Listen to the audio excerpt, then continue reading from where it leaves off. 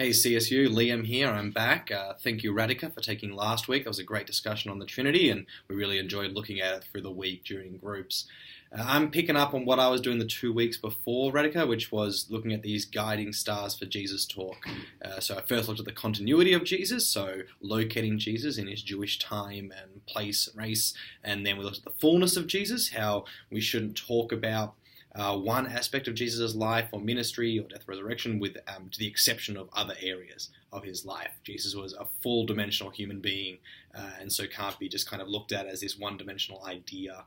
And so today we're going to look at the troublesomeness of Jesus. So again, with these guiding stars, what I'm saying is that Jesus' talk is a complex thing. It's a thing of great depth and breadth. It's not an easy slogan or something that is just reducible to like one simple idea. Christology is the complex and puzzling claim that the second person of the Trinity took on flesh in a first century homeless dead Jew.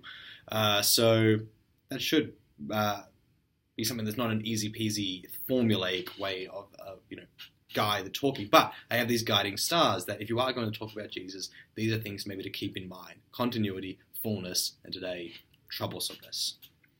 Last year, Pope Francis went to the US, and one commentator remarked that the current Pope is equally troubling to the right and left of American politics. See, neither side could completely claim his endorsement because each held policies which he would both agree and disagree.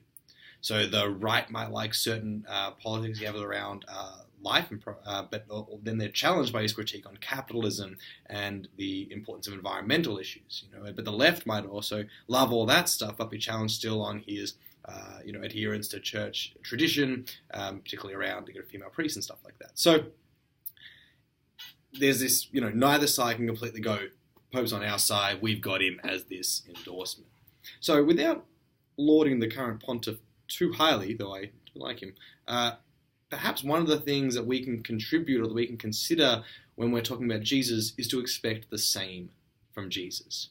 Expect Jesus to be troublesome, to disrupt, not allowing Jesus to be pinned down by advocates of the right or left, by pro or con, by for or against. That no one should be able to make the claim that Jesus would agree with them or be on their side with absolutely everything without some hesitation that maybe they're overstepping the mark.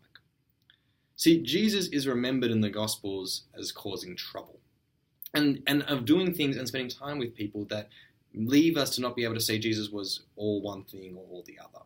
See, Jesus enjoyed the company of tax collectors and sinners, but he also shared meals with and spent a lot of time with Pharisees, and he earned the esteem of centurions. Jesus also condemned the religious and political elite, but made some questionable statements about or to non-Jewish people. He called all people to repentance, he dodged questions, he obscured answers in riddles, and referred to one of his closest friends as Satan. Jesus brought trouble. He brought it to all. After just one afternoon with Jesus, Zacchaeus flipped his life on its head, and paid reparations to those he had exploited economically.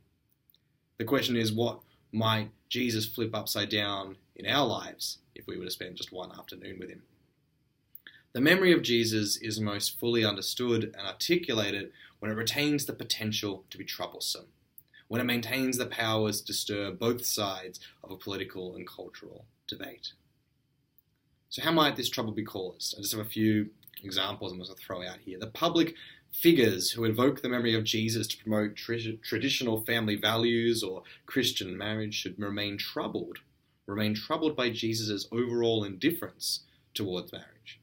Add to the fact that Jesus was unmarried, and add to this his pattern of calling people, particularly young men, out of their familial situations. He called young men out of their family units, these communities of power, of communities of identity. He called them out of that into a new community of believers, where brothers and sisters were those who believed and those who were disciples.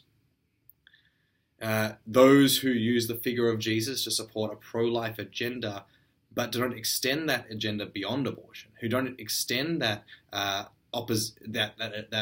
pro-life position to death penalty or to war, should be troubled by the memory of Jesus, which calls for forgiveness and non-violence in all aspects. Finally, those who use the influence of Jesus to oppose the commercialization of Christmas, whether or not you should, or who respond viciously to every story of a nativity set being removed from a public space, should not ignore the fact that Jesus never called people to remember his birth.